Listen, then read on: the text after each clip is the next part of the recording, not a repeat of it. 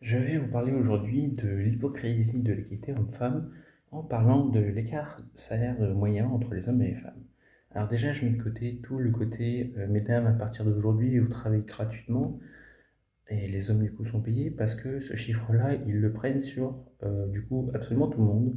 Donc tous les hommes, toutes les femmes, et ils se disent on compare tout, enfin, on met tout en face à face, alors que les situations n'ont rien à voir, les héritages n'ont rien à voir, les temps n'ont rien à voir aussi. Donc ça, c'est l'hypocrisie. Heureusement, ils sont de plus en plus obligés de dire à poste égal, c'est 3-4% d'écart avec la même ancienneté. Mais je trouve que ça va pas assez loin.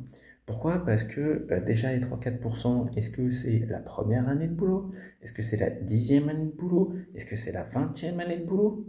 Ça, on ne le sait pas.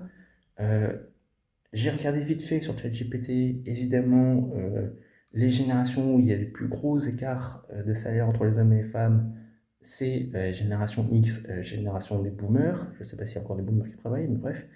Donc, eux, leur image de la femme, c'était à la cuisine et rien d'autre.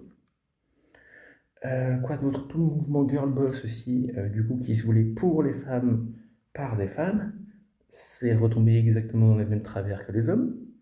Donc, ça aide pas. Quoi d'autre? Euh, oui, désolé. Tout ce qui va être, tout ce qui est paix, c'est pas monsieur et madame tout le monde qui le feront. Généralement, ça va être des salariés. Enfin, généralement, c'est des salariés dans les entreprises. Et qui est responsable du paiement des salaires? C'est pas vous ou moi, hein. Généralement, c'est les dirigeants des entreprises. Alors, quand ils sont suffisamment gros, ils délèguent à leur, comment ça s'appelle, à leur gestionnaire ou leur RH, je sais pas qui c'est qui gère ça. Mais bref, c'est pas monsieur, madame, tout le monde qui va faire ça. Non, c'est toujours des gens qui sont très spécifiques.